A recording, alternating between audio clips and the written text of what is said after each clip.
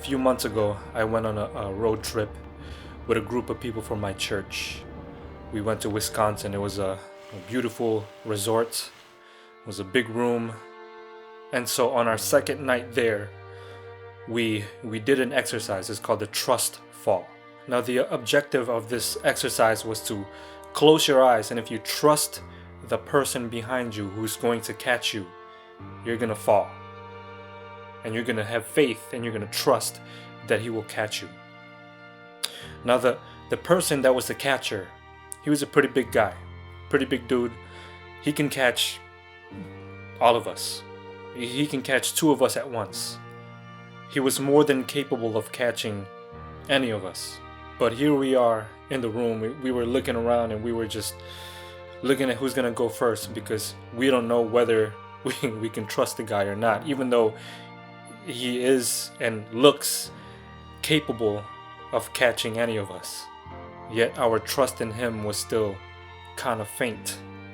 And so we needed that push. We needed that first person to be the one to go through with it and show the rest of us that it can be done, that if you put your trust in that guy, he will catch you. And so the first person went, closed his eyes, fell, and the catcher caught him.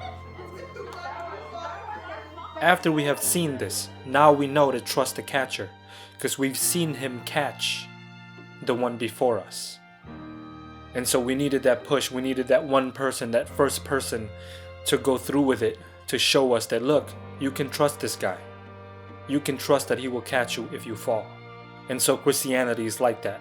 Some of us don't believe that God will catch us when we fall. Some of us don't have faith. Some of us don't have trust in God. Some of us don't believe that with the help of God we can overcome sin. And so God says, look at my son. He went there under your condition. He was tempted by Satan himself. He became a man in your nature, just to show you that if you trust me, you will resurrect. You can overcome sin.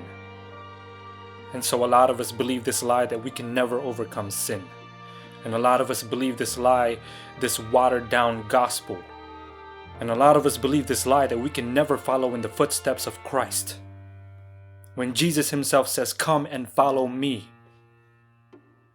Jesus himself says, be ye therefore perfect, like your Father in heaven who is perfect.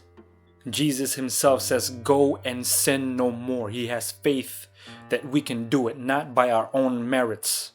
And people downplay grace and use it as an excuse that we cannot overcome sin, when Jesus showed us that we can. Not by our merits, but only if we connect with God.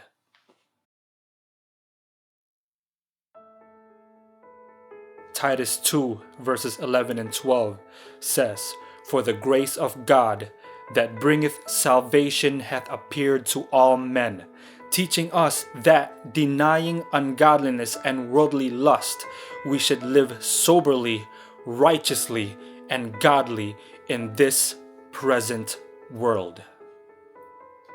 We can live righteously in this present world if only we trust in God.